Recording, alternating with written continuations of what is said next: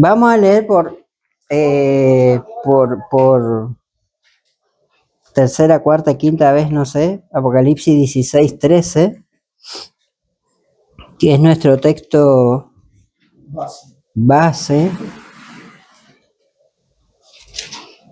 y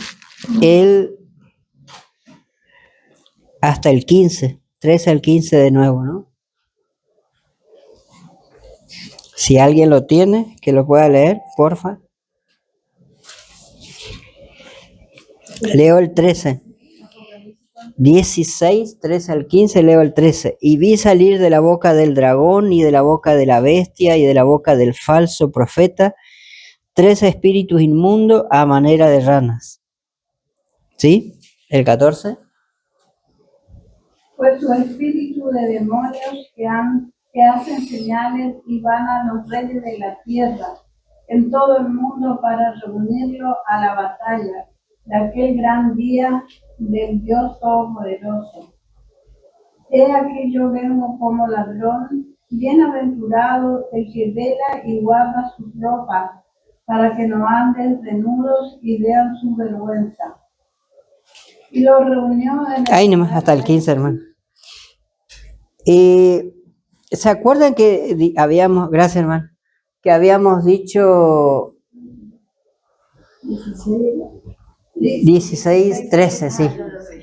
16, 13. ¿Se acuerdan que habíamos dicho que no nos sirve de nada creer que el espíritu, o sea, no es que no nos sirve, sino que estaríamos muy equivocados si creemos que el espiritismo moderno, comprender el espiritismo moderno es simplemente comprender Eclesiastés 9:5, los muertos nada saben y listo. Eso no es conocer el espiritismo moderno, eso es conocer el estado de los muertos, ¿verdad? Ahora, el engaño del estado de los muertos viene desde el jardín del Edén, pero el engaño del espiritismo moderno no viene desde el jardín del Edén. ¿Cuándo empezó el espiritismo moderno? 1848. Quizá hemos insistido poco, pero siempre decimos que vamos extendiendo cada vez que nos podemos juntar un poquito más en todo lo que estamos dando de detalle, pero con quiénes y cómo empezó el espiritismo moderno en el mundo.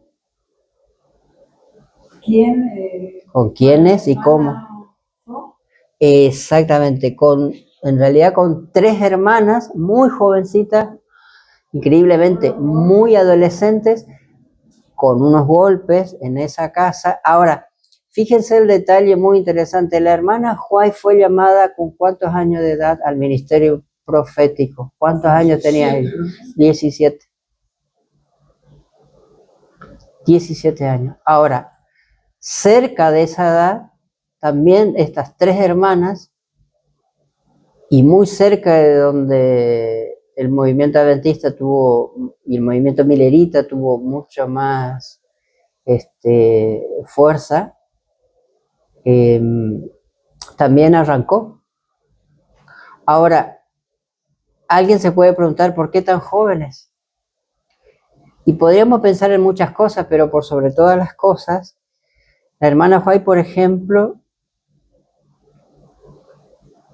si mal no recuerdo, tuvo cerca de 70 años de ministerio como profeta. O sea, acompañó todo el proceso del establecimiento de la verdad presente y un poco más. Y pasaron, el pueblo, ya en la iglesia adventista pasó todas las pruebas que tuvo que pasar y estuvo la profeta presente y escribió sus testimonios en relación a cada conflicto que se vivió. Hay algo que quizás se conoce muy poco, una vez lo habíamos comentado bastante acá con Eduardo, con Matilde, no habíamos empezado el grupo todavía, pero si uno estudia nuestra historia, la historia de la iglesia adventista, hubo 3 momentos muy fuertes de crisis, increíblemente, tiene que ver con Apocalipsis 16:13, porque hubo un momento, 1888, una gran crisis dentro de la iglesia, por la verdadera comprensión de cómo somos salvos. nada más y nada menos que eso, en muy pocas palabras, ¿no? De cómo somos realmente salvos, cómo realmente Dios nos salva. Y esa crisis tenía mucha relación acerca de, vamos a decirlo en estos términos, ¿somos salvos así como lo entiende el mundo evangélico protestante o somos salvos de otra manera? O sea, la gran crisis que fracturó la iglesia en 1888 tuvo que ver con ¿nos hacemos evangélicos o seguimos siendo adventistas? ¿Me explico? Un poquito, unos pocos años después, vino otra enorme crisis porque la iglesia se estaba degradando muy rápidamente, especialmente en Battle Creek, ahí en Michigan, al norte de Estados Unidos, donde estaba la Asociación General y la primera imprenta y la iglesia y demás. Empezó toda una crisis de autoritarismo y la hermana White lo identifica un autoritarismo al estilo papal. Esa crisis no fue menor porque cuando llegó el año 1901, era tanta la crisis del autoritarismo papal que se había introducido dentro de la iglesia, que tuvo que intervenir la hermana White y tuvo que haber una reestructuración mundial de la iglesia, especialmente al nivel de las autoridades y cómo, de la autoridad de la Asociación General y de cómo gestionar la autoridad. O sea, para el año 1900-1901, la gran crisis que vivió la iglesia es, ¿vamos a tener una iglesia administrada al estilo papal o vamos a tener una iglesia administrada al estilo bíblico? Esa fue la gran crisis. Muy poco tiempo después vino la tercera, no la última, pero la tercera gran crisis muy fuerte que tuvo que ver con, quizás recordamos poco, creo que no vimos nada todavía de eso, siempre lo mencionamos nomás, con el doctor Kellogg. Increíblemente y en muy pocas palabras, el doctor Kellogg intentó, o mejor dicho, el doctor Kellogg se enamoró tanto del misticismo panteísta que creyó que el evangelio realmente venía por ese lado, por el lado del misticismo.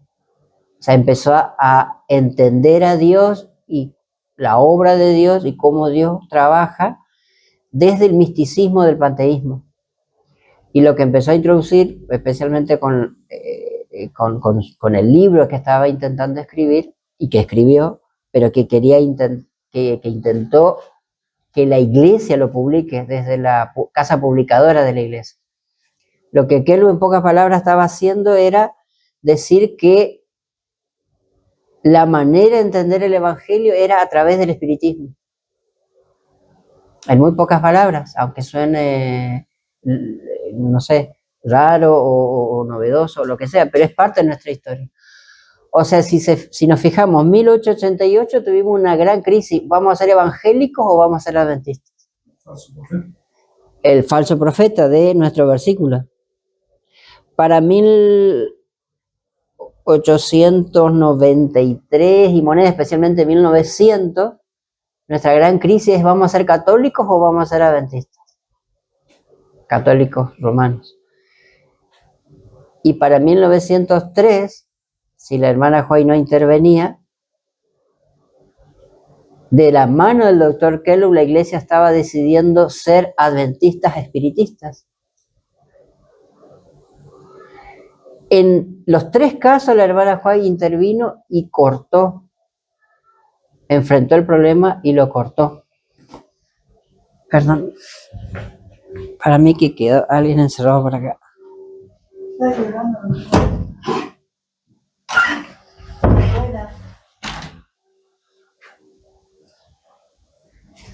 Ay, no, nadie se murió. ¿Se entiende o no? No sé, a mí me perdón, volvemos. A mí me parece realmente, no sé si usar la palabra espantoso, pero muy sorprendente que estos tres espíritus inmundos de manera errada, como dice el texto, intentó mezclarse con el mensaje adventista, para ser transformada a esa manera. En los tres casos, la iglesia salió con éxito, pero de la mano de la hermana White, de esa chiquita de 17 años, quien recibió el espíritu el espíritu de profecía, pero que en 70 años, volvemos, ahí vamos, Dios la usó. Ahora, el punto es que falleció la hermana White, ¿y qué hizo la iglesia adventista del séptimo día después que ella falleció? Cuando volvió a enfrentar la crisis de que si vamos a ser evangélicos, que si vamos a ser católicos o si vamos a ser espiritistas. Empezó a ceder. ¿Por qué? Porque se empezó a dudar del don profético. O sea, el mismo don que nos había salvado, se empezó a dejar a un costado, y claro, entonces empezamos a recibir y a adoptar un adventismo evangélico, un adventismo al estilo del autoritarismo papal en la administración eclesiástica, y con fecha, día y hora 2005, si mal no recuerdo, 2015, estoy recordando mal la fecha, lo tengo por acá, nos introducimos, tristemente, aunque parezca loco decirlo, nos introducimos de lleno en el mundo del espiritismo. Y lo hicimos con un voto de la Asociación Mundial. ¿Alguien sabe cuál es la doctrina que siempre preguntamos, ¿no? ¿Cuál es la doctrina que se agregó a las 27? En ese libro figura el número 11. ¿Se acuerdan, no? Que eran 27 creencias fundamentales, y se agrega una, y siempre decimos, lejos de creer que era agregar el número 28 y ahí abajito al final poner una más, se reestructuró el orden y lo que se hizo fue insertar la creencia número 11, con lo cual se completa 28. Y yo no sé si acá está la fecha, creo que no. No está. ¿Alguien recuerda? Después del 2010. Estaba en 2005 no, 2015. Fui a hablar con Jesús. Bueno, si alguien recuerda la fecha, estaría muy bueno. Me pusieron a preguntar cuál fue la doctrina, no sabía. Pero yo en este segundo no me estoy acordando. Bueno, fue entre el 2010 y... ¿Sí? No. ¿No fue antes? Entonces estoy recordando bien. 2005. ¿Por qué? Porque esta edición es del 2006 de la Asociación General, así que fue 2005. Estoy recordando bien, entonces. 2005. 2005, y es algo muy interesante. Acá hay algo muy interesante. ¿Se acuerdan que desde el primer día estamos mostrando esta noticia? Que es un informe de la Asociación General, donde se dice que las iglesias, cuando dicen las iglesias, no somos nosotros, está hablando de todas las iglesias consideradas cristianas, incluidas las católicas. Incluida la católica. ¿Sí? Las iglesias enfatizan la formación espiritual.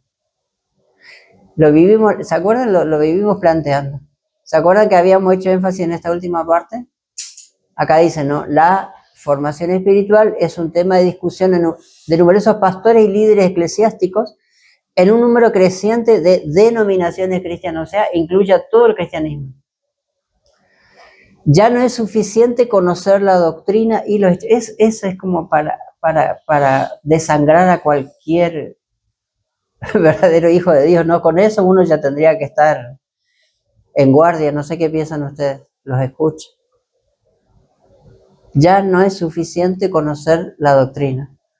En la agitada sociedad actual la gente busca algo más profundo. ¿Puede haber algo más profundo que la Biblia? ¿Más profundo que las revelaciones del Espíritu Santo? Aparentemente sí, dice acá. En la agitada sociedad actual la gente busca algo más profundo y de mayor significado. ¿Puede haber algo de mayor significado a la palabra revelada de Dios? Dice algo que le dé sentido a sus complicadas vidas. O sea, la Biblia no es suficiente para que le dé sentido a la complicada vida nuestra hoy, de hoy. Y entonces dice, para los adventistas del séptimo día, el llamado a despertar, o sea, el clamor de medianoche, o sea, dice a ver, ¿cómo traducir esto?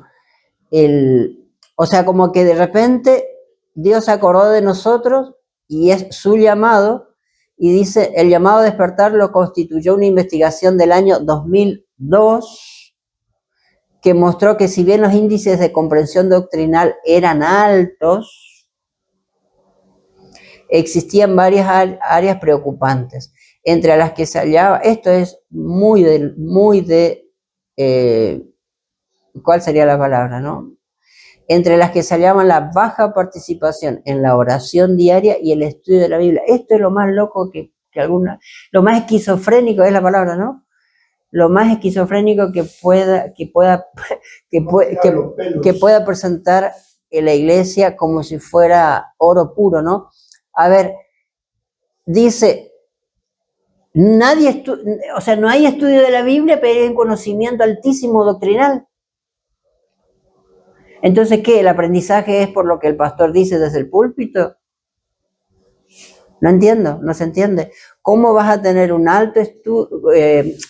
vas a tener una comprensión doctrinal alta sin estudio de la Biblia? Siempre estamos repitiendo esta contradicción. Dice, hay poca participación en la oración. O sea, es muy loco, ¿no? Porque se censó para ver quién está orando y quién no está orando. Y dice el testimonio activo cristiano en la comunidad, y esto no hay que confundir. Cuando dice testimonio activo cristiano en la comunidad, bueno, traducirle como actividad misionera, pero acá viene el gran problema, ¿no? La participación en el servicio comunitario. Tiempo nos faltaría, y no es el tema de hoy. No sé si ya lo dijimos, creo que ya lo dijimos. Cuando dice servicio comunitario, ¿se acuerdan que toda la vida hemos escuchado? Hay que orar, hay que estudiar la Biblia y dar testimonio. Fin, amén, y buscábamos eso. Pero ahora se ha agregado esto de un tal llamado servicio comunitario. Bueno, déjenme decirle con todas las letras, porque tengo los documentos y lo vamos a ir viendo. En muy pocas palabras, eso es la llamada justicia social de la Iglesia Católica. Con todas las letras. ¿A qué le llama justicia social la Iglesia Católica? Al servicio comunitario. ¿Qué sería el servicio comunitario? Básicamente, vieron que cada vez hay más como que los chicos del club vayan a limpiar una plaza, que vayan a limpiar las playas de las botellas de cerveza que dejan la gente, el tirado. Claro, que se done sangre, que se intensifique la obra de Adra Ofasa. Incluso, vamos a dar, creo que ya dimos el ejemplo, la Asociación General hasta el día de la fecha, no me acuerdo desde qué año, pero hasta el día de la fecha, entrega miles, vamos a decir miles, pero me atrevería a decir millones de dólares por año de nuestros diezmos y ofrendas a la ONU para combatir el SIDA. A ver, de vuelta. Dios levanta el mensaje del tercer ángel para que demos diezmo y ofrenda para combatir el SIDA en el mundo? ¿O levanta el pueblo de Dios para dar el mensaje para que nadie se contagie de SIDA? Que es distinto. ¿Me explico o no? Pero no, actualmente nuestros diezmos y ofrendas van a campañas de SIDA, no de la iglesia, de la ONU, de la Organización de las Naciones Unidas. No nuestra campaña, la campaña de la organización. Eso es servicio comunitario, o sea, la pretensión de dar no actividad misionera, sino, a ver, vamos a dar otro ejemplo, ya que vamos para completar, un servicio local, Corrientes, para no ir lejos. Vamos acá a 15 cuadras nomás. Corríjanme si yo me equivoco, pero por lo menos lo que yo conozco es de la iglesia central nuestra, la iglesia del centro nuestro. Se ofrecen servicios de peluquería, de no sé si de artesanía, de francés y de no sé cuántas cosas más. ¿Sí? A título de y a nombre de Nuevo Tiempo. Eso está multiplicado por todo el mundo. O sea, cada vez la iglesia se mete más en servicios de ese estilo con la pretensión de que eso es no actividad misionera, servicio comunitario, a no confundir. ¿Sí? Le doy un ejemplo muy, perdón hermana, ahí ya la escuchamos. Yo tengo acá la revista, acá no, pero tengo la revista, capaz algunos de ustedes lo tengan en la casa, salió publicado en la revista Adventist World, que es la que viene adosada a la revista Adventista, ¿vieron? Esa otra segunda revista que vieron. Cuando la Iglesia Católica hace pocos años atrás hizo la Jornada Mundial de la Juventud si mal no recuerdo fue acá en Brasil, porque es a nivel mundial. No estoy seguro si fue en Brasil, creo que fue en Brasil. Congreso Mundial de Jóvenes Católicos, por supuesto. ¿Estuvo el Papa? Obviamente que estuvo el Papa y demás. Creo, sí, ¿no? ¿Qué hicieron del distrito donde se hizo el Congreso de Jóvenes Católicos? ¿Qué hizo la iglesia en ese distrito? No. Abrió todas las puertas de la iglesia adventista para darle hospedaje a todos los jóvenes católicos que venían de todo el mundo para venir a verle al Papa. Todo inspirado en la pretensión de un servicio comunitario. Cuando vino no sé. También hubo un encuentro, ahora sí, cuando vino el Papa, pero hubo un encuentro acá, también a nivel, no sé si mundial, regional, no me acuerdo, pero que venían de varios lados. Fueron a casa a pedirme el predio de la iglesia. El tío de Marcos Gómez, que iba a hablar a la casa de él, que era de la iglesia de la Fátima. Fue a pedirme el predio de la iglesia para poder albergar y acampar gente. Por supuesto le dije que no, que la iglesia no está para los hermanos católicos. Imagínense, ¿no? A ese nivel llegamos de confundir las cosas, de destinar la iglesia, vamos a resumirlo de esa manera, destinar la iglesia como plataforma para que vengan a adorar al Papa. Digámoslo, ¿eh? O a María. O a María. Perdón, hermano, usted iba a decir algo. Yo le doy un servicio comunitario, como usted dijo, cortar el cabello, o la parte de costura, todas esas cosas que hizo la iglesia central.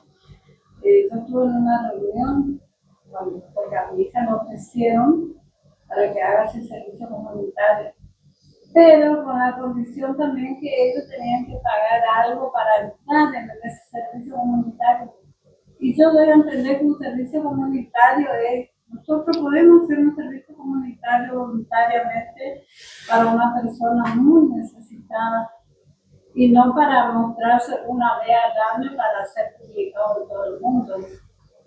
Bueno, Ah, una cosa es diferente de la comunidad, no sea una persona individual. Pero vio que hacen 1, 2, 3 días y después.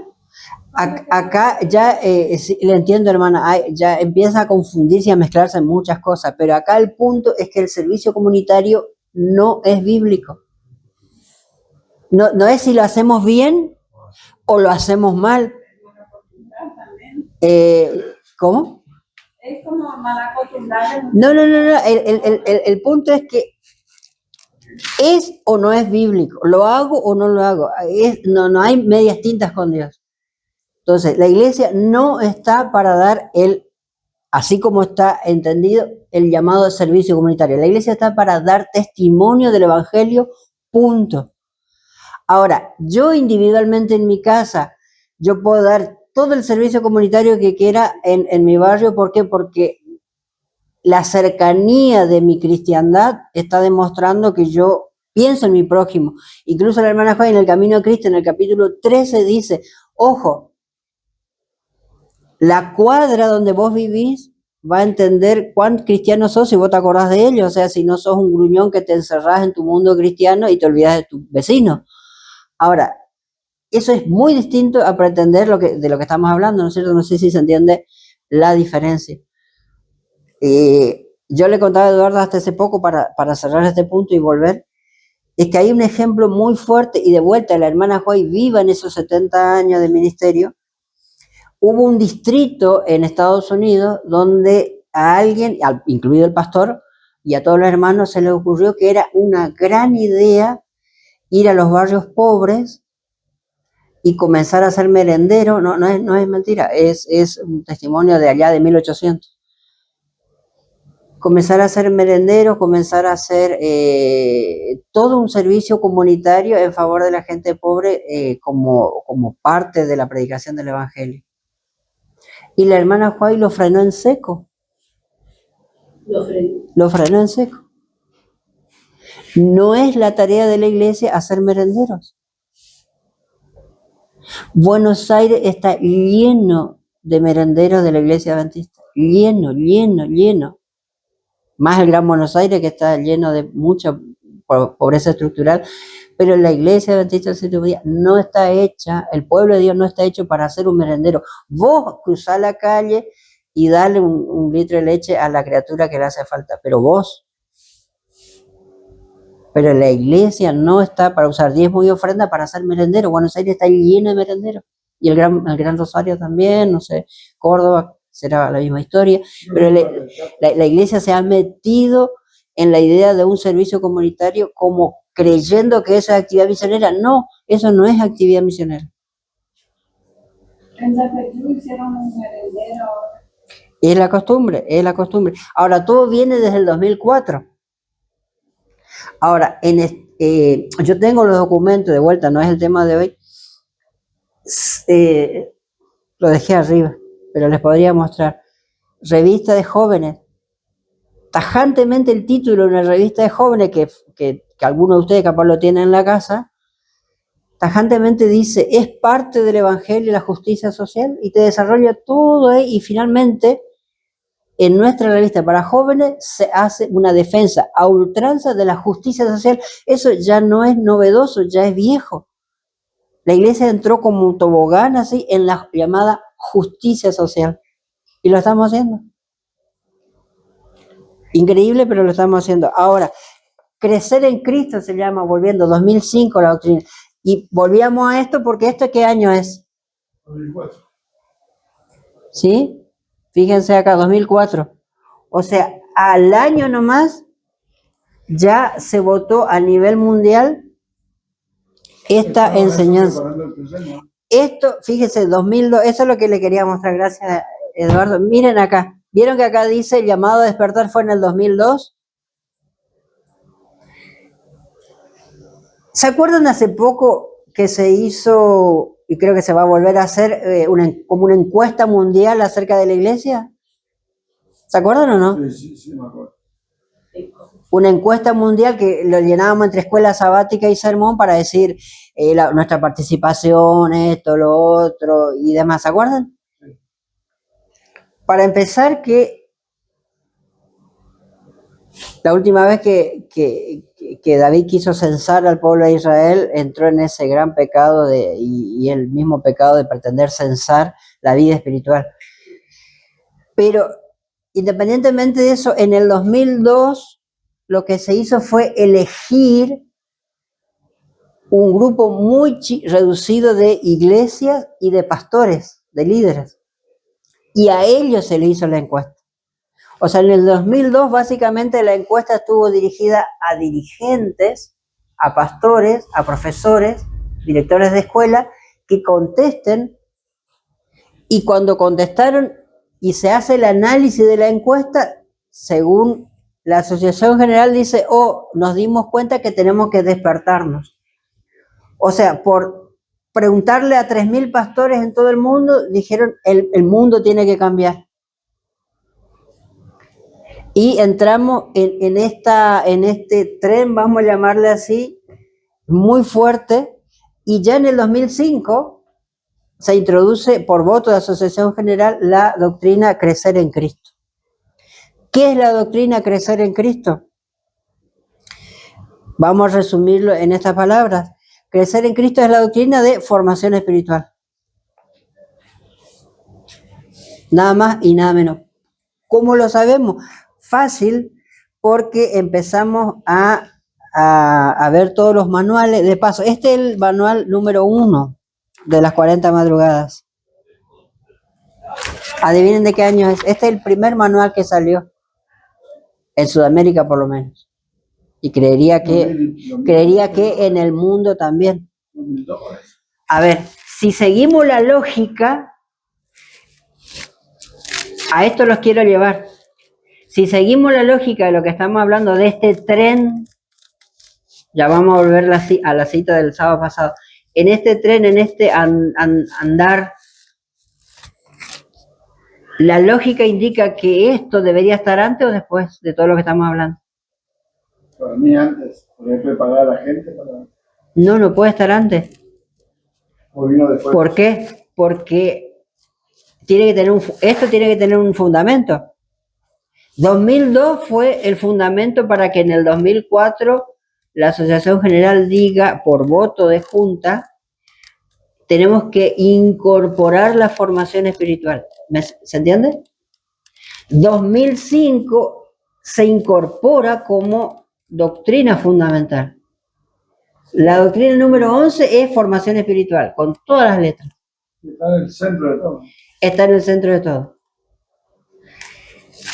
Así que el primer manual práctico de ejecución en todos los miembros, porque, a ver, que esté en un voto de junta, vos decís, votó allá la Asociación General y vos te quedás tranquilo en tu casa y en tu iglesia local y en tu programa local, ¿sí o no? Sí.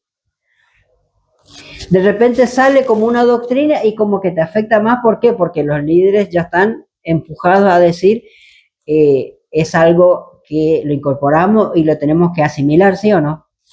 Ahora, ¿qué es lo que faltaría? Un instrumento absolutamente, ¿qué cosa? Generalizado. Ese instrumento es este. El primero, no el único. Esto salió 2006. Así que tenemos 2004, 2005, 2006. En el 2006 empezó a hacer Este es el primero, 2006. Este es el primero. Yo pensé que era antes. Ahora, como dice Eduardo... Porque yo me acuerdo que en el 2000 empezó los revivos. Es que ahí viene el tema, como a ver si lo tengo acá. Como bien dice Eduardo, obviamente que había que preparar un terreno. El tema es que esa preparación del terreno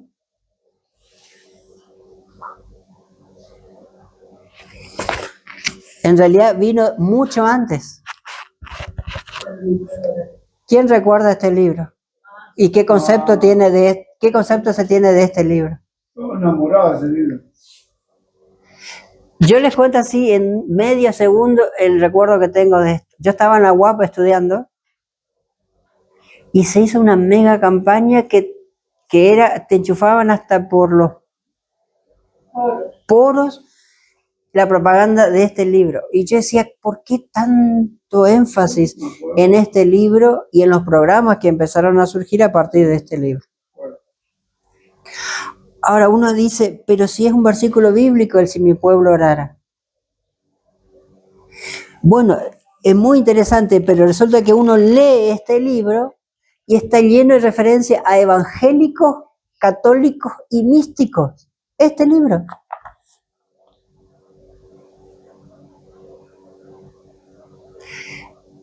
Que yo recuerdo, corríjanme ustedes, por lo menos, que yo recuerde, este es el primero en Sudamérica en empezar a introducir el concepto generalizado para la hermandad, algo que, ¿se acuerdan que yo les mostré que yo mismo fui alumno de formación espiritual? ¿Se acuerdan que yo les conté o no? Con el pastor Daniel Rode, tristemente, cuando yo piso la Universidad Adventista del Plata, y con una materia que ya estaba enseñando formación espiritual desde 1995, si mal no recuerdo. Y yo fui, sin saber, alumno de la formación espiritual. Se introduce este libro, y este libro, yo pensé que era más nuevo.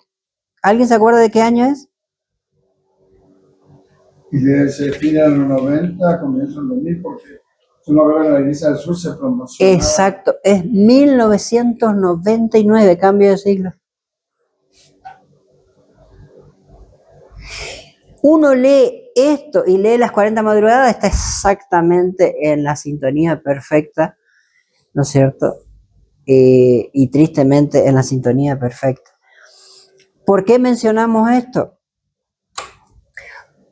Volvemos, ¿sí? Dijimos, las hermanas Fox, ¿por qué habrán sido elegidas tan jóvenes? Porque hasta que se murieron, difundieron el espiritismo moderno.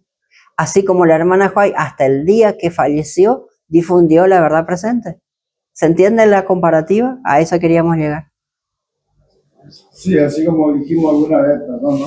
Capaz que no se explique, no se comparado, pero sirve. Cuando Dios levanta a Lutero, Satanás levanta a estamos en la misma. Estamos en la misma. Es la misma situación. Es exactamente la misma situación. Para confusiones también. ¿Perdón? Para confusión. Y confusión en relación a la verdad presente, no confusión en cualquier otra temática o sea, porque cuando Lutero levanta la Reforma Protestante, la llamada contrarreforma era específicamente para atacar lo que Lutero estaba levantando, no era para levantar algo distinto a y atacar algo distinto a lo que Lutero estaba restaurando y levantando. ¿Me explico? O sea, las hermanas Fox empezaron no algo distinto, sino algo muy contrario, específicamente a la verdad presente. Ahora, dijimos, y acá viene el punto, ¿se acuerdan que si hablamos de espiritismo moderno,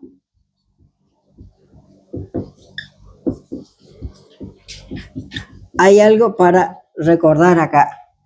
Una cosa es la doctrina del estado de los muertos, ¿sí? Sería el fundamento. Sería en Génesis, ¿no? ¿Alguien recuerda el versículo? Génesis 3, 1 al 4, no, sí, 1 al cuánto, al 5. ¿Sí? Cuando dice, no moriréis, sino que seréis como Dios, ¿sí o no? Ese es el fundamento. Ahora, este fundamento, que es el mismo de Eclesiastés, el que recordamos siempre, ¿no? 9, 5 al 6 por lo menos, ¿sí? Sí. Es el pregunta de examen, ¿no? ¿Es el fundamento del espiritismo moderno o es el fundamento del espiritismo?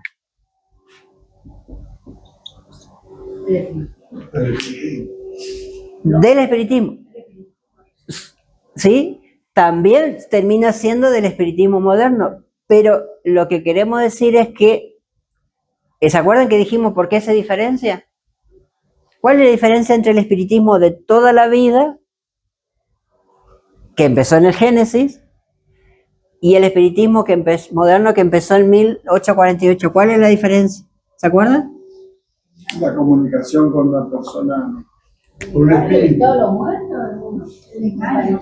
¿Cómo? No, capaz no se entiende la pregunta. ¿Cómo? No, Para mí fue el de todos los muertos. sí. El primero, el espiritismo. Y el moderno para mí son ya con los muertos.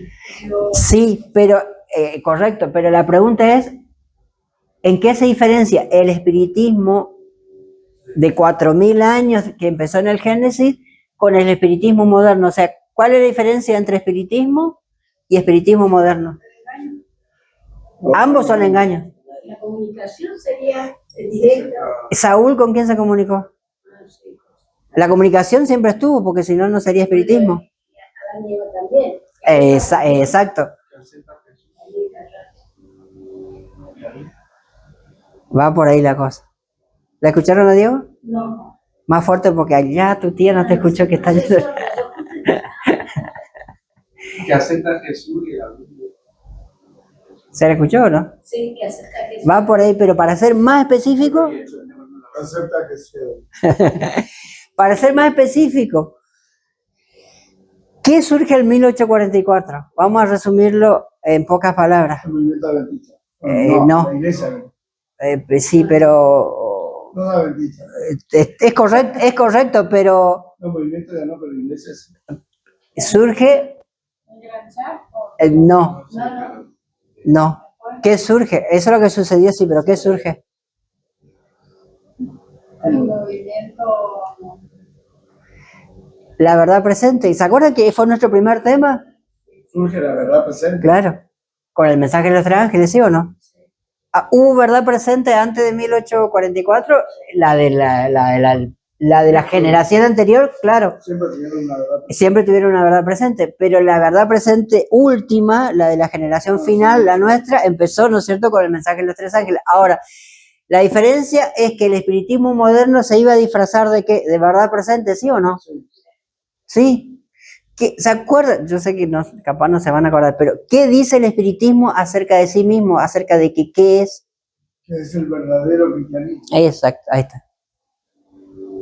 El espiritismo moderno dice nosotros somos el verdadero cristianismo, pero no porque el anterior, no dice nosotros somos el verdadero cristianismo y los otros son falsos. Más completo. Ahí está, Diego, un 10 para el Diego. El espiritismo moderno no dice nosotros somos el verdadero y los otros son falsos. Dice, en el espiritismo moderno está la plenitud del cristianismo. O sea, básicamente el espiritismo moderno dice, si alguien quiere ser cristiano, no va a ser completamente cristiano hasta que no venga al espiritismo moderno. ¿Se entiende? Eso es lo que ya habíamos dicho, ese es el punto. En ningún punto dice contrasta entre lo falso y lo verdadero. No, lo que dice el espiritismo moderno dice, todos están en la verdad, pero incompletos.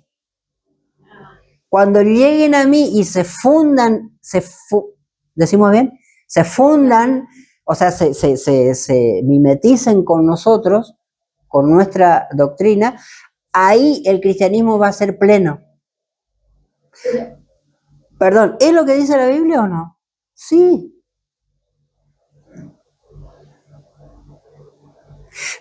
Perdón, ¿iba a decir algo, Matilde? Sí. No, me iba a pensar más así. Por eso la iglesia empieza a aceptar para ser completo. Es que, pero mejor imposible la nota, digamos, el comentario. Exactamente. ¿Qué decía la nota de la Asociación General? Todo el mundo cristiano, dice, está preocupado por la formación espiritual. ¿Y nosotros qué? Dice la Asociación General. Larga una encuesta.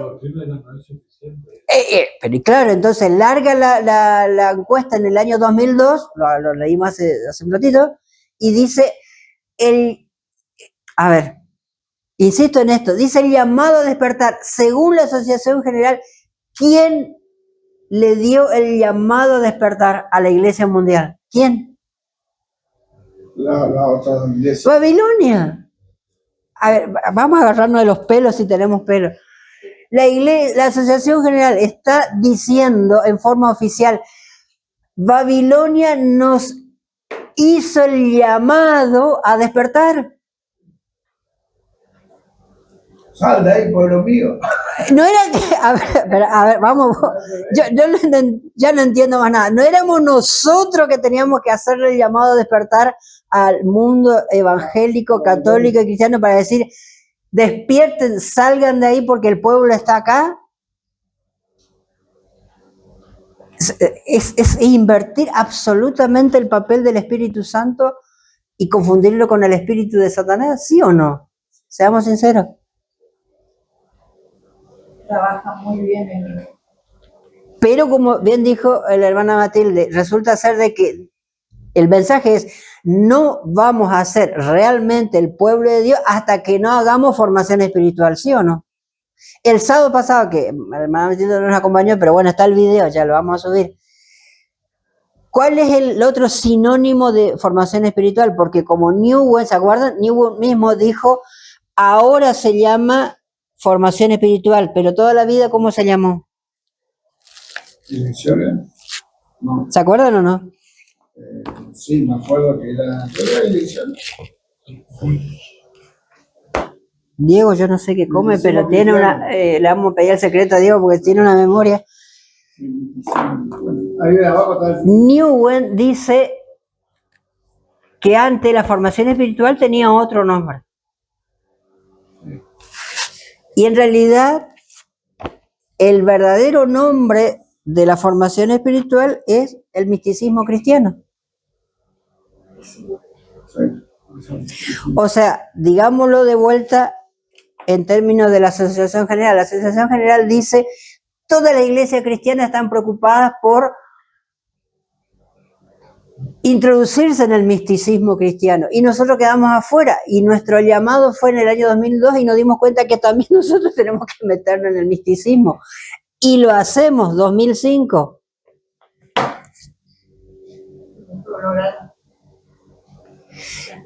Y acá déjenme presentarle una preocupación muy personal. Yo quedo muy preocupado cuando ustedes me dicen sí, nomás, y hasta el próximo sábado sí. Yo le dije a él, le dije, no. Porque, y miren si yo le estoy mintiendo. Nadie pide un libro para leer, nadie se pisa los callos acá corriendo para agarrar el libro y constatar. Espíritu bereano, no voy a decir cero porque estamos acá.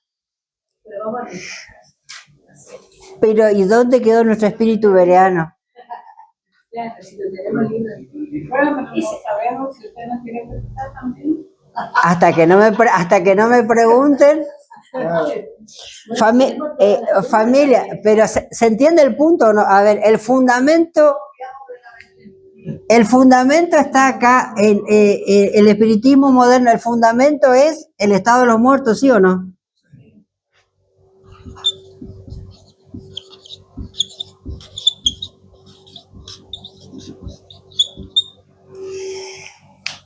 Vamos a hacer una aclaración acá rápido, aunque no debe, por ahí, simplemente porque por ahí no conectamos. ¿Cuál es el verdadero engaño del estado de los muertos?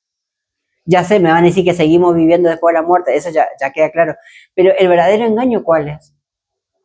¿Qué te parece después muerto? Todo eso, pero en realidad hay algo más que eso, porque este es el medio para el verdadero engaño. No sé si se entiende. La doctrina del estado de los muertos es un engaño, ¿es el objetivo del engaño o es el medio para el engaño? ¿Se entiende el punto? ¿Y cuál es el engaño? ¿Cuál es el engaño? Bueno, que hacen creer que ellos le cuidan, que le hablan, que le están mirando. La mortalidad del Que van alma. al cielo. Todo eso, pero va más por... La mortalidad del alma. Que ellos están, que lo están cuidando, que no están... Todo eso es verdad, pero la hermana Joy lo identifica y eso está en el conflicto de los siglos. ¿Sí? Hay que leer el conflicto de los siglos. El verdadero engaño, este es el medio nomás. El verdadero engaño, la hermana Joy lo identifica como la inmortalidad. Y ahí viene el punto, no es la inmortalidad del alma. El engaño es la inmortalidad natural.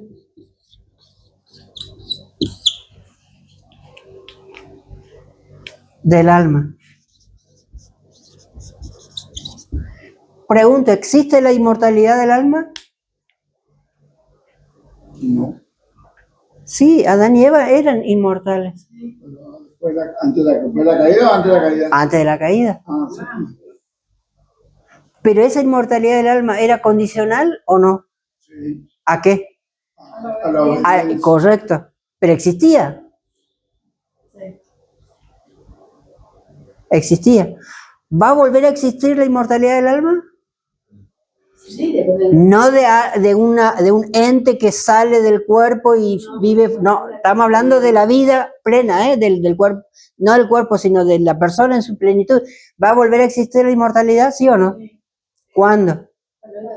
Cuando venga Cristo. Y ¿cuál es la única recompensa que espera este mundo? De vuelta. ¿Y la vida eterna qué es? Es la inmortalidad del alma.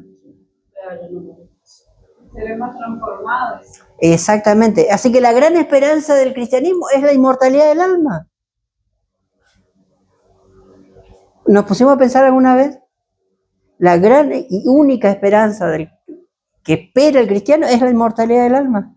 La correcta inmortalidad del alma. Ahora, esa inmortalidad nunca es natural y el engaño es justamente de la inmortalidad natural del alma. Porque no es natural. ¿Qué es lo que dijimos recién? Es Condicional. Condicional. Satanás lo presenta como natural. Porque ¿cómo lo presenta como natural? De que aunque te muera, tu alma siempre va a ser inmortal y antes fue inmortal y va a seguir siendo inmortal y es inmortal. Un plano superior y todo eso. Algunos creen que ¿Alguien recuerda el versículo? Exactamente, todo eso. El versículo de... Y está en el conflicto de los siglos. ¿Cuál es el único? ¿Quién es el único inmortal? Dios. ¿Se acuerdan del texto bíblico? Díganme que sí. Está en primera de Timoteo. Por ahí anda. A ver quién lo encuentra primero. La inmortalidad de Dios. ¿Recuerdan o no? No, pero está en Timoteo. Creo que en primera o segunda.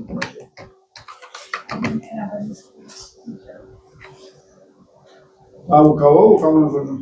Y yo quería que busquen ustedes, pero... ¿Está buscando más rápido? Primera Timoteo 6:16. Yo no sabía. Pero me acordaron. Nosotros sabíamos, pero no era muy rápido, ¿verdad? El único que tiene inmortalidad que habita en lo inaccesible, a quien ninguno de los hombres ha visto. Más despacio, más despacio, más despacio. Lento, lento, lento. ¿Cómo? El único que tiene inmortalidad que habita en luz inaccesible, a quien ninguno de los hombres ha visto ni puede ver, al cual sea la honra y el imperio sempiterno. Amén.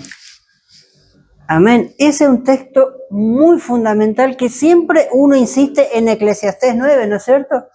Pero muy pocas veces refiere a Timoteo para dar la claridad de que la inmortalidad del alma no es natural porque el único inmortal es Dios.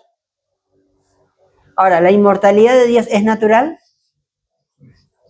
Sí, porque Él dice, yo soy el que soy. ¿Sí o no? Él es eterno por sí mismo, inmortal de por sí mismo. Y como, así que como nosotros estamos condicionados por creación, por obediencia, por redención, el engaño realmente que introduce el estado de los muertos es el de la inmortalidad natural del alma. Nunca hay que olvidar esto. Es muy interesante porque el engaño es este es el medio. Ahora, si la condición es lo que da apertura a la inmortalidad, ¿cuál es esa condición? De vuelta, si hay una condición que da paso a la inmortalidad, ¿cuál es esa condición? ¿Se entiende? Si hay una condición, ¿Sí? ¿Y obediencia a qué? La ley. Podemos decir a Dios en forma general, ¿no es cierto? Pero para ser bien específico es a la ley de Dios. A la ley de los testimonios. Exactamente. Entonces, en el fundamento del espiritismo hay un ataque directo a la ley de Dios, ¿sí o no? ¿Cómo sabemos? Porque vamos a verlo en este punto. Cuando se le tienta a Adán y Eva, la tentación es no morirás, el engaño es no morirás. Ahora, el morirás era, ¿quién introdujo el concepto de morirás? Antes que Satanás le diga no morirás. Dios le había dicho a Jesús en el jardín del Edén, le dijo, si desobedeces y comes, vas a morir. Esa era la ley de Dios, ¿no es cierto? O sea, estaba planteado en ese punto ahí con la prueba del fruto prohibido. Ahora, la consecuencia, le dijo Jesús a Adán y Eva, iba a ser la muerte. Ahora, ahí, hermano, ahí queríamos llegar. La consecuencia iba a ser la muerte, pero la muerte iba a ser porque se había quebrantado la ley y ese quebrantamiento, la Biblia lo llama pecado, ¿sí o no? O sea, el espiritismo moderno tiene como fundamento la aceptación del pecado, ¿sí o no? De vuelta, la aceptación del pecado. ¿Por qué? Por la desobediencia. No, porque considera que la desobediencia no te afecta en perder la inmortalidad. Claro, O sea, vos podés seguir pecando porque no te afecta. Exacto, no te afecta. No te afecta. El proceso de la muerte, después va a seguir viviendo. Exactamente, no te afecta. O sea, es irrelevante para, dice la hermana Joy en el conflicto de los siglos. Si tenés duda del espiritismo, que con una sola cosa te sacas toda la duda, dice la hermana Joy. De que el espiritismo no hace diferencia entre el bien y el mal. Y como no hace diferencia entre el bien y el mal, es porque acepta a ambos, ¿sí o no? Bien. Ahora, déjenme leerle algo que encontré anoche, y ustedes me van a decir, no se enojen conmigo. ¿Dónde está? Encontré ayer, y quiero ponerles a prueba sus oídos y su sabiduría. Este es un libro publicado por Casa Editora, es un libro reciente, no le vamos a decir el autor todavía, así que, porque no importa el autor, aunque lo vamos a mostrar en un segundo, importa la doctrina. O sea, no vamos a tener prejuicio de lo que escuchamos por el autor, sino vamos a tener entendimiento de la doctrina presentada. ¿Me explico? Y después mostramos al autor.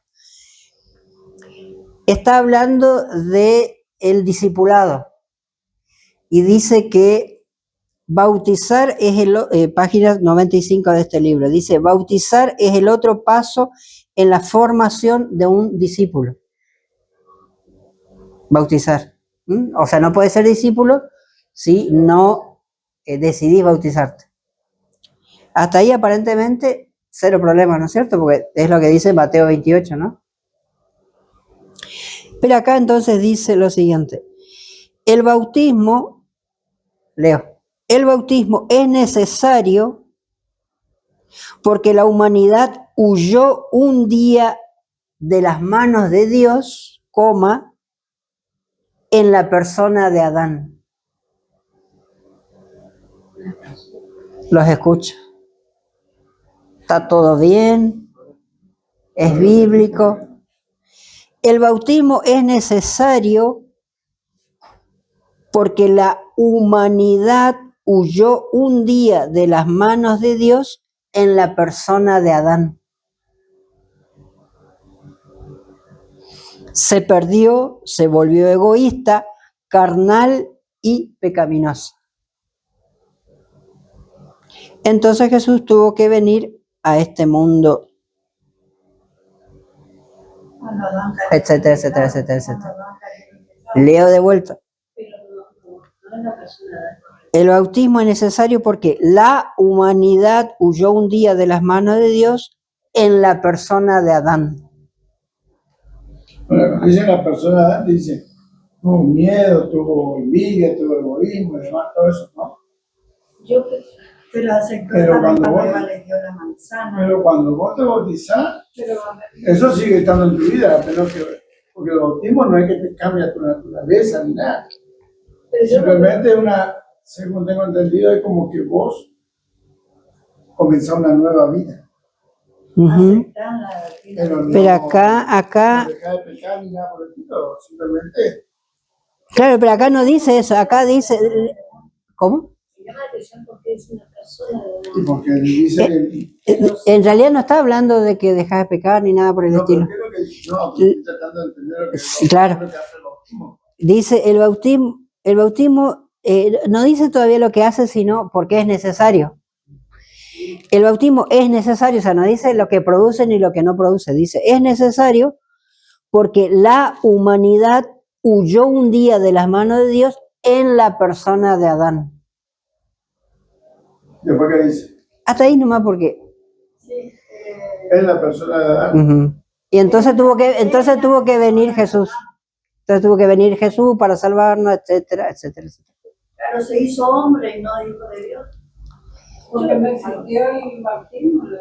¿Dónde dice? Porque Adán no se bautizó. No hubo un ejemplo de bautismo en Adán y Eva. Entonces, es necesario que vos te bautices. Sí, ¿Por pero qué? pero Porque después de la todo persona de Adán, la humanidad, huyó de Dios. Eso dice, ¿no? Correcto. Ese concepto, ¿es bíblico o no es bíblico? Entonces tenés que yo no bautizar. entiendo eso de... Es un juego de palabras muy... No.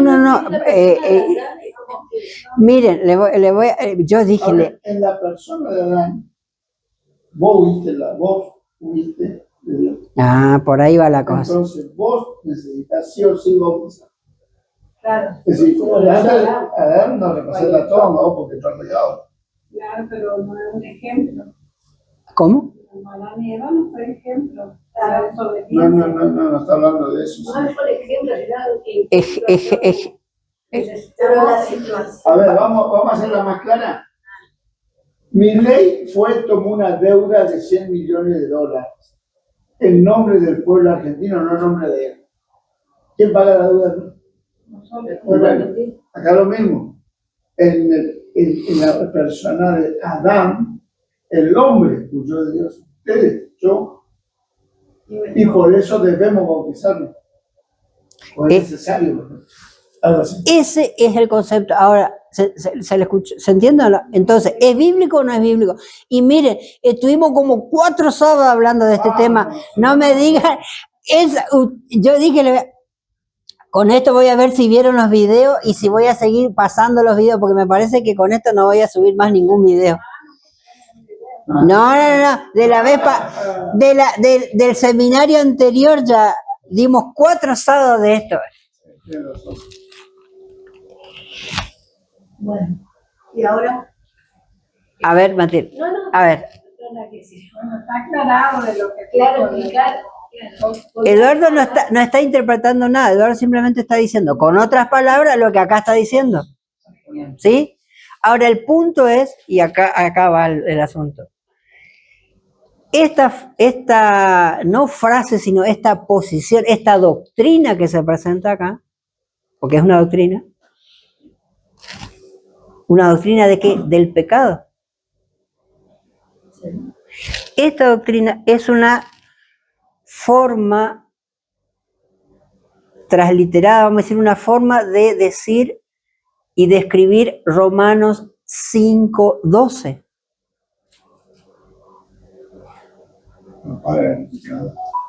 Y leamos, sí, Romanos 5:12 es lo que dice acá. Ojo que estamos acá con este tema, ¿sí? No, Romanos 5:12. 6:12. ¿Alguien que quiera leerlo?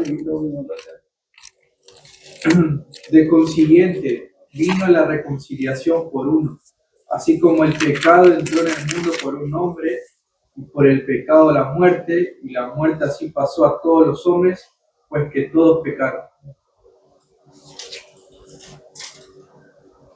Claro, por eso dice, huyó de Dios y se fue.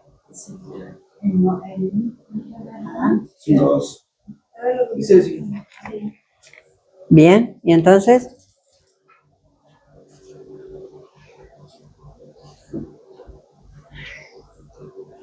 les escucho. Voy a buscar una Biblia católica.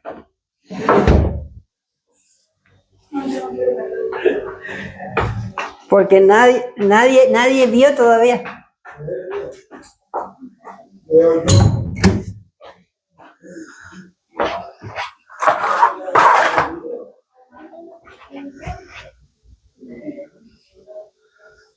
Por tanto, como el pecado de todo Adán, porque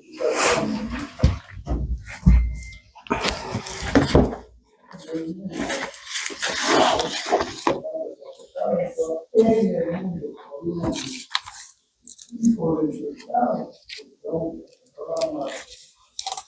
así la muerte para todos somos, pues cuando todos pecados.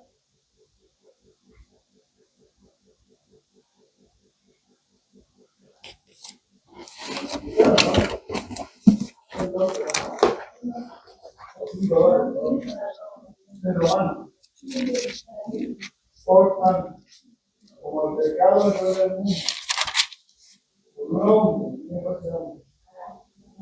y por el pecado de ese hombre, entró la muerte al mundo, así la muerte pasará a todos los hombres.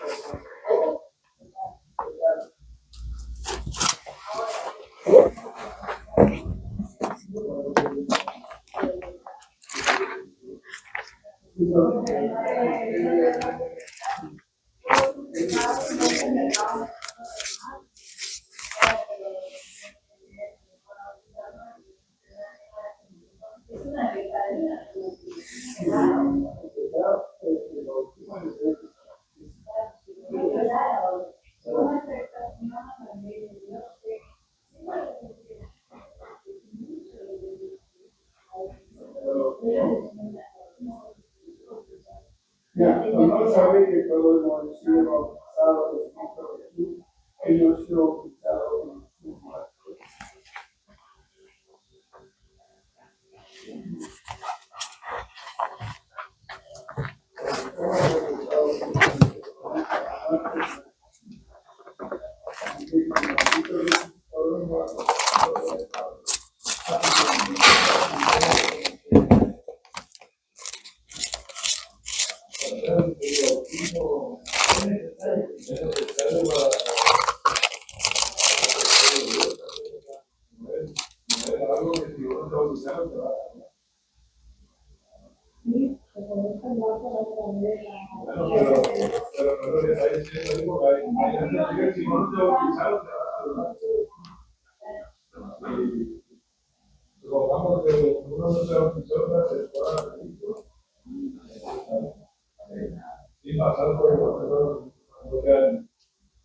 Hoy en día lo mismo más para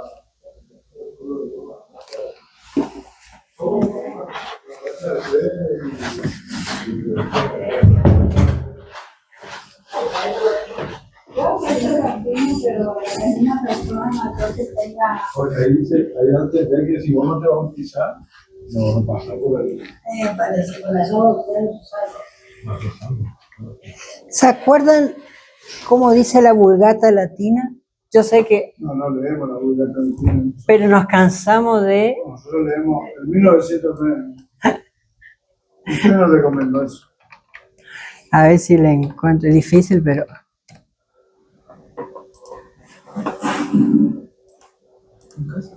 Eh,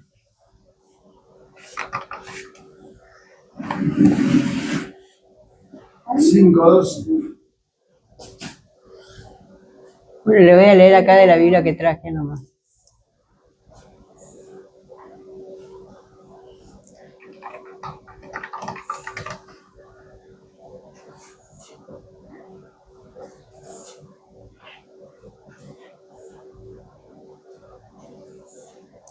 ese pensamiento se metió en su cabeza antes de volver a aceptar a Cristo. Pero Mira, en esa Biblia está escrito lo que escribió José. le dan vuelta para bautizar el niño de la No, no está acá. Y murió sin bautizarse. Murió ese pensamiento. Con ese pensamiento, pero mi mamá le decía que no hacía. O sea, cuando alguien aceptó a Cristo, ya es salvo. O sea, no porque nos pasa por el lado del bautismo, no se va a salvar. Pero murió algo con ese pensamiento de verdad, porque decía que le daban vuelta a los Así vos conociste. Del 12.5 o 5.12. Este no anda. José, es 5.12. 5:12. por eso. Es porque, Pero no Tengo que pasar por esa. pero no porque no se pudo bautizar, pero no se va a salvar. Pero ese es el juez. Nosotros ya no somos jueces. Sí, Tenemos que darle no. el testimonio. Pero por eso, él murió con ese Claro, pensamiento porque que le. Acá por lo está. que le Sí, enseñaron. bueno, que dice. En la iglesia le enseñaron eso. Esa, ¿no? Sí. por eso le dije Acá está. la 60. Eh, ¿Vas a borrar todo No eso? directo. capaz se lee igual, ¿no? Sí. ¿Alguien que apague la luz, por favor? No, un cachito. El punto es el siguiente, y después si quieren le sacamos foto y lo miramos bien. Acá dice, la humanidad pecó en la persona de Adán. Eso es lo que está diciendo. Sí. Le damos. Lo que vos dijiste hace un rato. Todos pecamos en Adán, dice acá el libro este. De vuelta. Pecado Todos original. pecamos en Adán, no que todos pecamos. Todos pecamos, dice, en Adán. Y que por eso yo debo ser bautizado. Eso es directa, lisa y llanamente pecado, la doctrina, el pecado original de la Iglesia Católica, de la Vulgata Latina. Bueno, eso es lo que yo quería decir. No hemos pecado en nada. ¿Se entiende? No hemos pecado en Adán. Vos ya le estuviste más o menos viendo por ahí, correcto.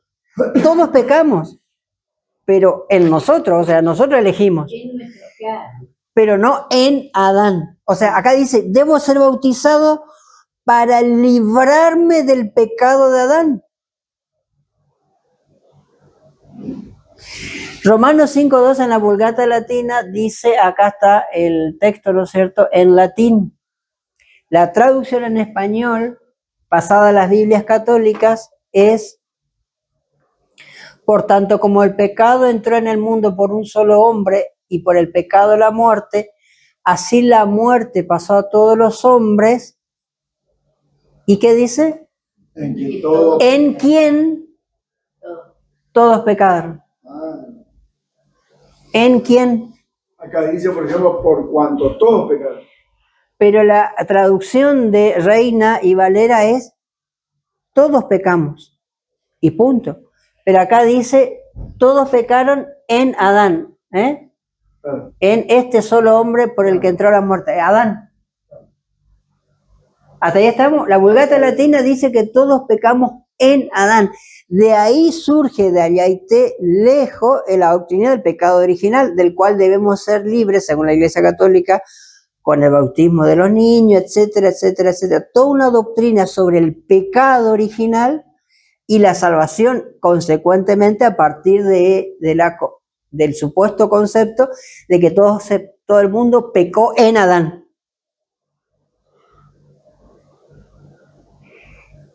Es como le están diciendo hoy. ¿Querés prender la luz, por favor? Y les leo acá, y no tengo la Vulgata Latina porque devolví la Biblia. ¿Se acuerdan de esa Biblia grande que yo tenía? Yo les dije que no era mía, que la tenía prestada, bueno, la devolví. Pero tengo esta Biblia católica, que es alguien por ahí le suena, la famosa Nácar Colunga, ¿sí? Leo Romanos 5.12, dice así, pues por un hombre entró el pecado en el mundo, ¿hasta ahí estamos? Y por el pecado la muerte, y así la muerte pasó a todos los hombres, por cuanto todos habían pecado, y parece que, pero dicen lo mismo. Bueno, en esta Biblia le pone literalmente 3 puntos suspensivos y un asterisco. al terminar la... Por la Vulgata Latina es la cuestión. Entonces, aclaración. Romanos 5:12. Esta idea de la reconciliación, está hablando de la salvación, lleva a San Pablo a tratar el origen de la enemistad del hombre con Dios, del pecado original. Para mostrar que si Adán trajo sobre el género humano una inmensa calamidad, Jesucristo la remedió abundantemente. El versículo 12 queda en suspenso.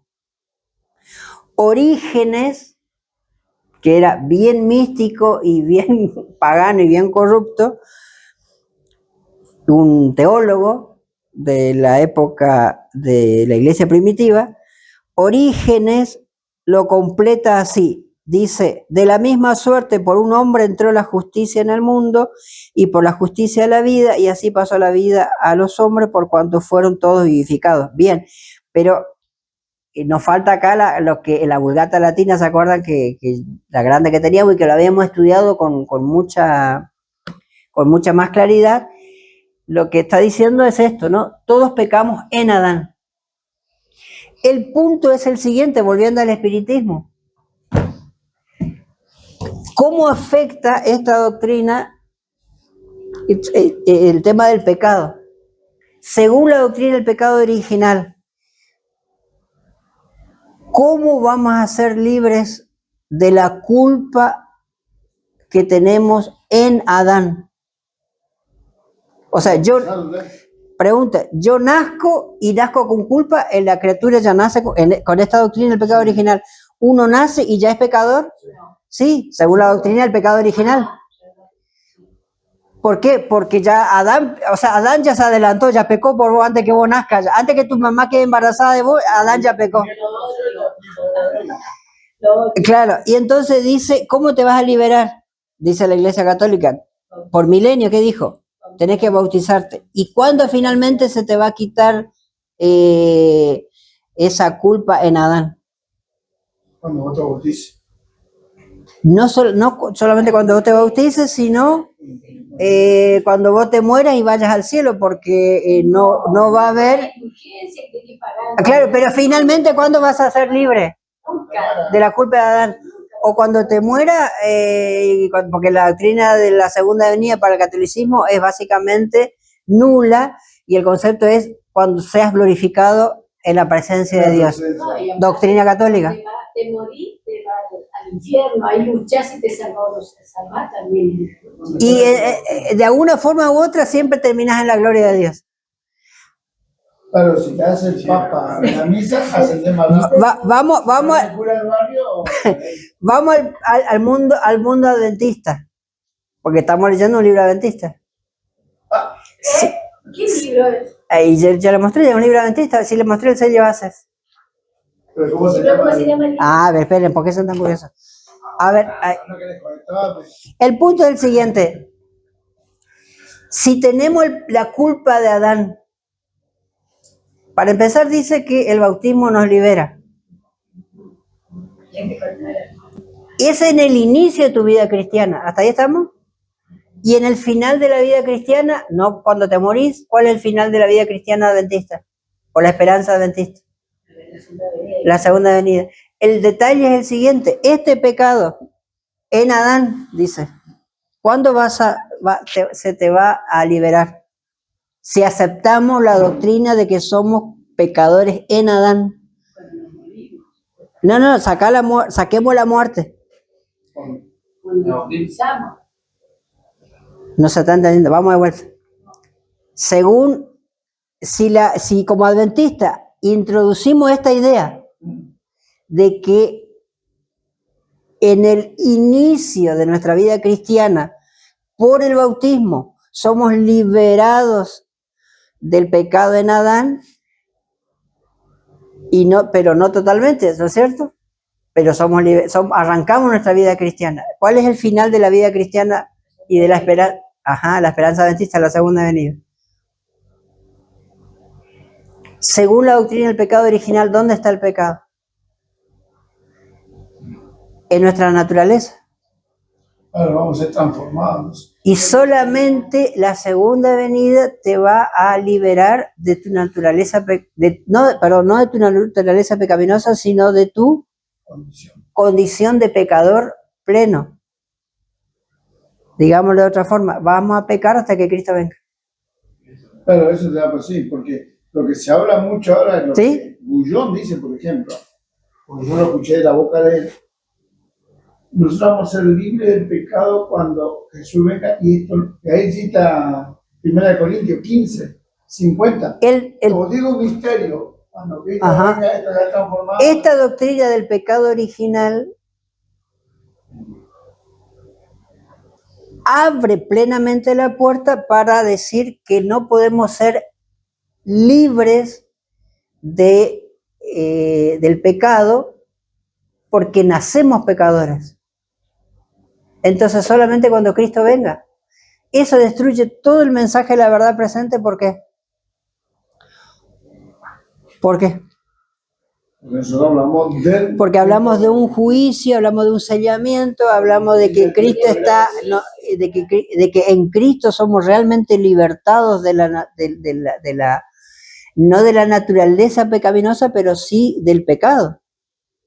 Bueno, este libro es precisamente de Alejandro Bullón. Y es uno del último libro, es el discipulado de todo, y dale de vuelta con discipulado, ¿no? Acuérdense que dijimos que discipulado es la palabra preferida de formación espiritual. Ahora, para introducirnos en la formación espiritual, tenemos que comulgar con el pecado original, ¿sí o no? Sí. Y como se nos fue la hora, me gustaría cerrar con un concepto para que se pueda entender el tema de la formación espiritual y el tema del pecado original, si me dejan, ¿sí? ¿Cuál es la idea?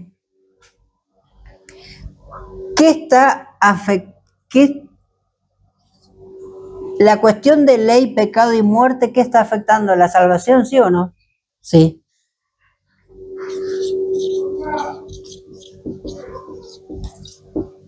Entonces, cuando hablamos de pecado, estamos hablando de salvación, ¿sí o no?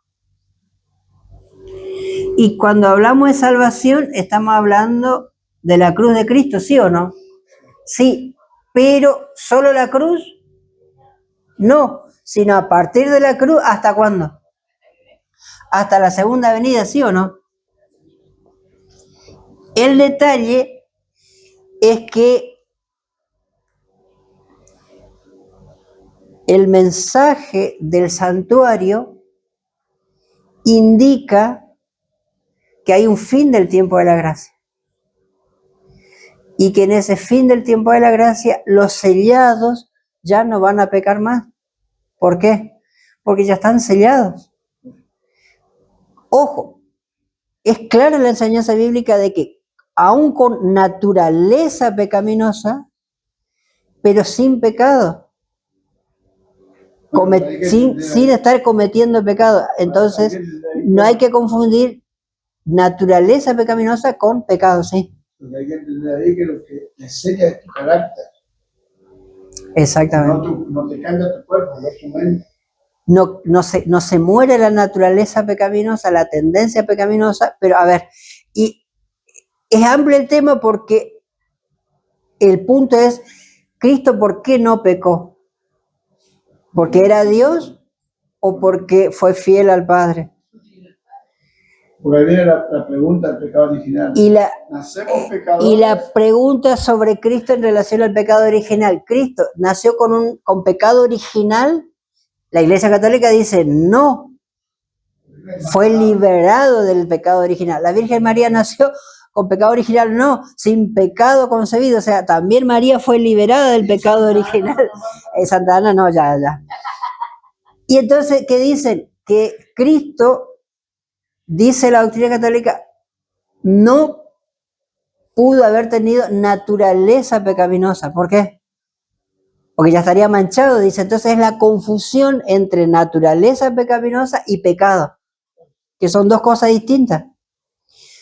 Toda esta cuestión es introducida no por Bullón, sino ya viene desde 1957. En 1957 la Iglesia aceptó el pecado original. Y ustedes dirán, estamos todos locos, pero sí. La Asociación General en 1957 acepta la doctrina del pecado original. Yo nací en 1957. Bueno, usted nació con el pecado original, hermano.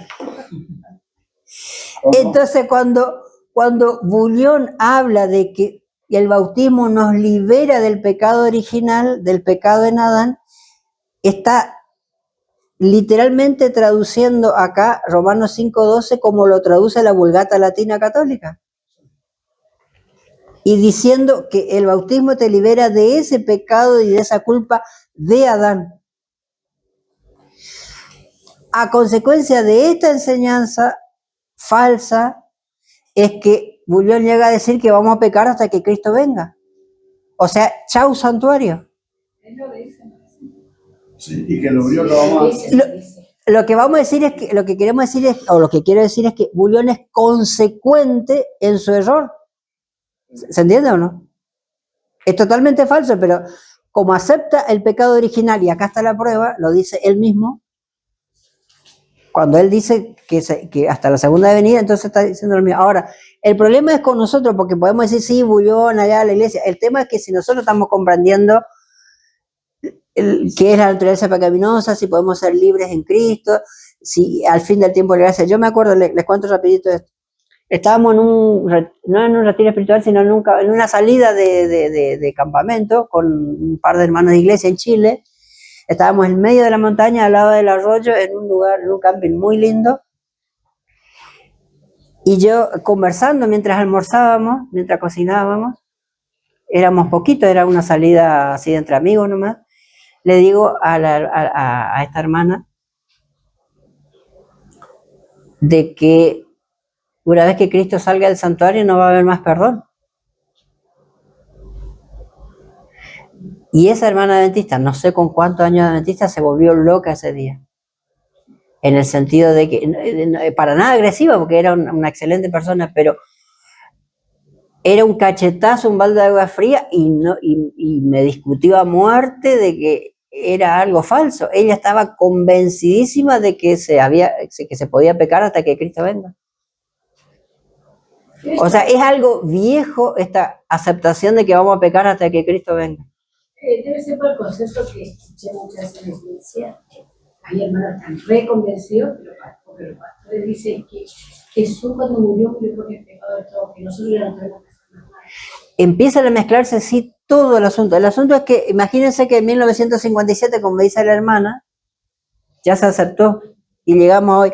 Pero ¿a dónde queríamos llegar con todo esto? Y no se nos fue el tiempo y vamos a seguir, Dios quiere, el sábado que viene.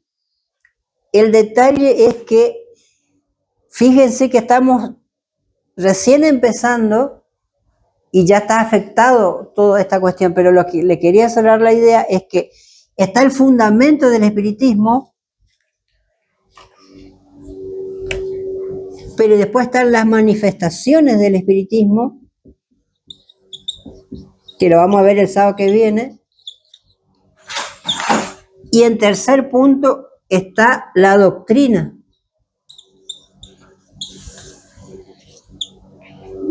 ¿Se entiende? Cuando empezamos a confundir las tres cosas, no nos sirve porque creemos que Satanás se contenta con esta cuestión o que el objetivo de Satanás simplemente manifestarse, pero en realidad el punto es el siguiente.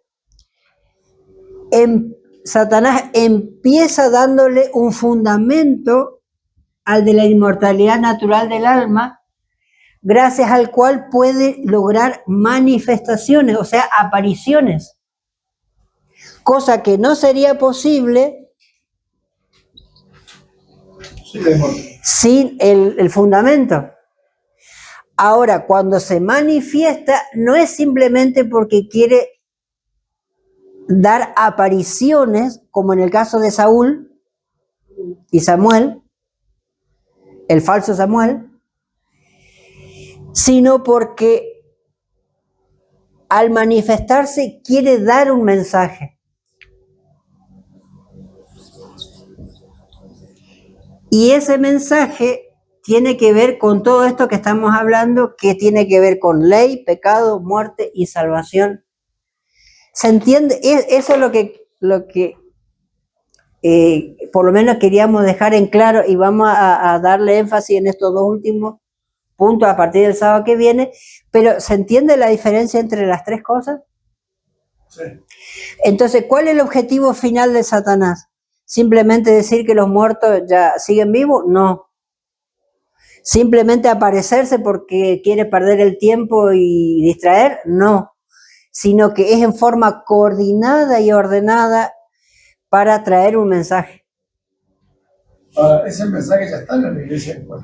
Y ese mensaje está repartido por todo el mundo. Solo que funciona aquí. Siempre fue así, y a partir del espiritismo moderno, ese mensaje es un mensaje contrario a la verdad presente, y dentro de la iglesia, de vuelta dijimos, en el caso del pecado, que el que a ver, la presencia del pecado hace necesaria la salvación, ¿sí o no? Así que esta doctrina afecta la cuestión de la salvación. Ahora, tanto pecado como salvación tienen su raíz en la ley, ¿sí o no? Sí. Entonces ese mensaje finalmente tiene que discurrir por este camino, el tren del espiritismo tiene que ir por este lado, englobar a todo el mundo, y volvemos al punto original, la formación espiritual. Y si nos olvidamos de todo lo que dijimos, este es el punto que hay que recordar, por lo cual hablamos de la doctrina de crecimiento en Cristo. Y les largo la pregunta con la que vamos a arrancar el sábado que viene, porque es el punto. ¿Cuál es la diferencia entre salvación, entre salvarse y crecer en Cristo? ¿Cuál es la diferencia?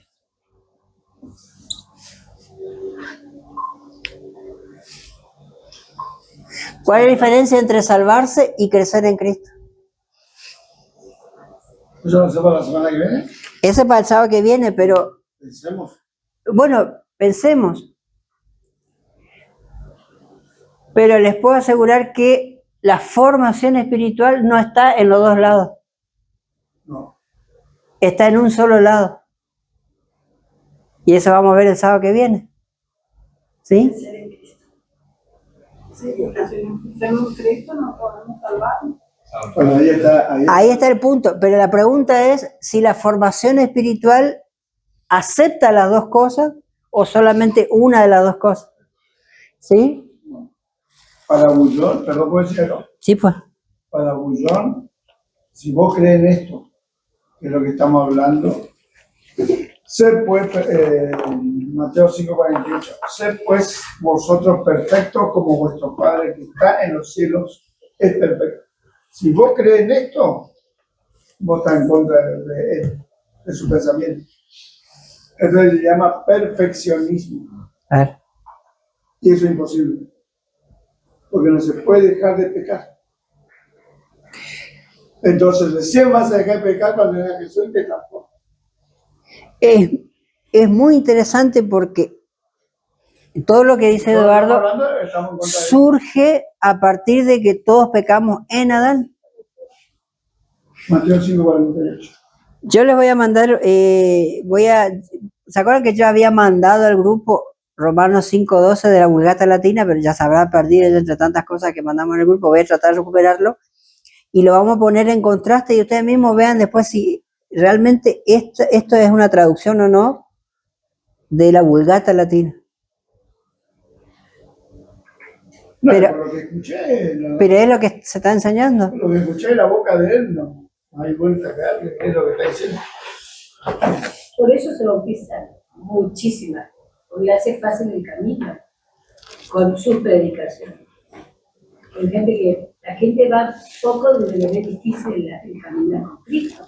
Y este le hace fácil, vos podés seguir pecando, vas a ver un pie de Cristo y no te vas a hacer. ¿Podemos ser muy espirituales y sin embargo perdernos? Bueno, por ahí va la cosa. Podemos ver en Cristo y adorar a Cristo. Sí, también. ¿Podemos estar creciendo en Cristo continuamente, pero no ser salvos? ¿O podemos salvarnos sin ser en Cristo? Bueno, ella otra pregunta. Está muy bien. ¿Se acuerdan que había una sorpresa? Ah, sí, me acuerdo. ¿Les muestro o dejamos para el sábado que viene? El postre, pues, dijiste que era- Y tengo el postre también, está guardado ahí fuera de broma. No, pues yo sabía que no lo ves. ¿Les muestro la sorpresa? ¿Sí? Ya que estamos. Bueno, se gastó platita de la caja. Y somos privilegiados, gracias a Dios, bueno, ya que está grabando, de que nos metimos en esta búsqueda de clarificar todo esto, dónde estamos parados, ¿no? En definitiva, como pueblo, como iglesia. Yo siempre me quedo con el sabor de que estamos yendo bien, estamos yendo mal, estamos yendo incompleto. Bueno, estamos haciendo el esfuerzo.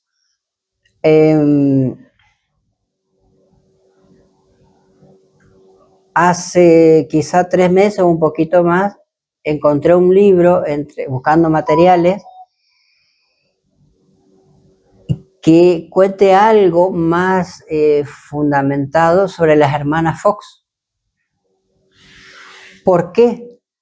Porque no es que vos te vas a Junín, te vas a la avenida principal, te vas a Buenos Aires y encontrás en todas las esquinas de la librería libros que hablen de las hermanas Fox, no.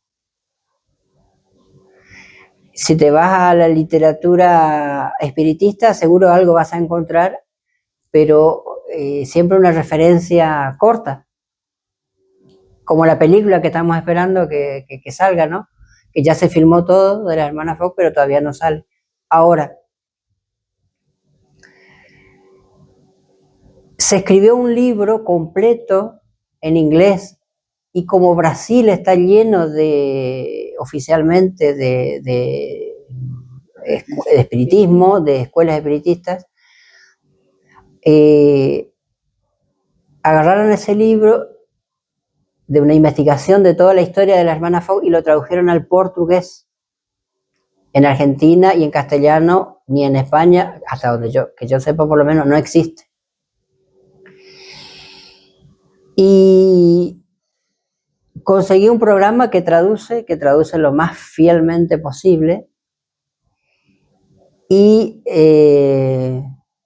gracias a Dios pude traducir todo el libro con la ayuda de este programa y demás, y son 400 páginas. Tendrá algunos errores, quizá, lo que sea, pero de vuelta, hasta donde yo sé, nosotros somos el único que tenemos ese libro en castellano. Y acá está. ¿Sí? El libro se llama Hablando con los Muertos, las hermanas americanas y el surgimiento del espiritismo. ¿Sí? De Barbara Weisberg, que es la autora original de Estados Unidos, que se escribió originalmente en el 2000, qué casualidad nomás, se escribió en el 2004 y se tradujo al portugués en el 2009 y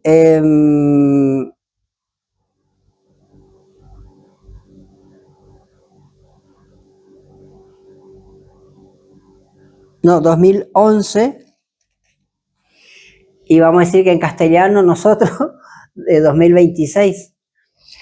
Y fíjense que es por ambos lados, no es de un solo lado, así que, mire, es muchísimo. Sí. Y hay algo interesante acá. Todo esto es la historia de las hermanas Fox, desde que nacieron hasta que murieron. O sea, desde que nació el espiritismo moderno, desde los golpes misteriosos. Y como dice la hermana Joy, este es un libro, un testimonio vivo de que los golpes misteriosos empezaron a expandirse en forma, dice, como rayo, como tren que va a la velocidad del rayo. Pero lo interesante es que al final todo esto que uno ve acá, no sé si alcanzan a ver, todas esas letritas chiquitas, todo eso, son todos los libros, periódicos, revistas, testimonios, todo de la época para poder contar la historia. No es que alguien nomás tuvo ganas de escribir, sino que es una investigación histórica de qué dijeron, qué hicieron, qué no hicieron, quién creyó, quién no creyó y demás sobre los golpes misteriosos. Esas son las pruebas. Es una prueba contundente como para uno entender realmente por dónde discurre. Y algo interesante. A mitad de camino, como es época, también aparece en el relato histórico acá el movimiento milerita y el chasco. De vuelta, este es un libro de alguien que le gusta el espiritismo, no tiene nada que ver con la iglesia. En el camino aparecen también los testigos de Jehová, y en el camino aparecen todos los herederos de la hermana Fox moderna, como Alice Bailey y tantos otros autores que quizás nunca escuchamos, pero que son parte del movimiento espiritista. Acá está. Menciona, por ejemplo, a esta autora, esta ya una autora más moderna, espiritista, y fíjense que habla sobre la segunda venida, pero al modo espiritista, por supuesto. Y acá también se lo menciona. Es muy interesante porque es de la época y da prueba fiel de que todo lo que dijo la hermana White se cumplió. Y como por ahí dice la hermana White, si ya vemos que todo se está cumpliendo como se dijo, lo que falta, ¿qué cosa? El desarrollo de todo lo que falta hasta la segunda venida, evidentemente, también va a seguir el mismo camino de cumplimiento, ¿sí? Hasta la segunda venida. Es muy, muy interesante porque hoy día se dice que la hermana Fox hicieron trucos con los pies, con la mano, qué sé yo, como que era todo un engaño para ganar plata, porque eran pobres. Sí eran pobres, pero no era para ganar plata. La hermana Fox dice que los golpes misteriosos venían directamente de parte de él en persona o de alguno de sus ángeles. Y acá explica el sentido empiezan a hablar acá de reyes, de europeos, de gente importante, toda la gente influyente de la época que empezó a consultarle, yo no tenía ni idea, que empezaron a pedirle turno a las hermanas Fox. No daban abasto hasta que se murieron. ¿El turno para qué? ¿Para hablar con los muertos? ¿Perdón? ¿El turno para qué? ¿Para hablar con los muertos? No, quizás para decirle cómo va a seguir. Sí, para que se le diga, digamos que, por ejemplo, qué sé yo, un rey quería consultar a su hijo muerto o a su padre o a su abuelo para decirle qué camino debía seguir, una cosa así. O sea, en realidad, ¿qué mensaje le traen los espíritus para poder seguir en el futuro? Claro. Y es lo que sigue pasando. Y es lo que sigue pasando.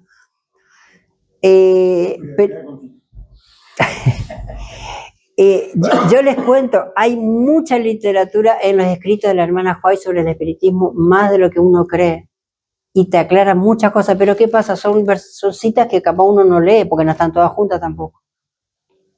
Anoche que estuve leyendo y repasando, les cuento, para mí yo quedé muy agradecido porque yo siempre tuve la duda sobre las místicas, sobre la mística oriental, el budismo, el shintoísmo, todas esas cosas. Bueno, la hermana White a todos esos movimientos los coloca adentro del espiritismo. O sea que cuando hicimos la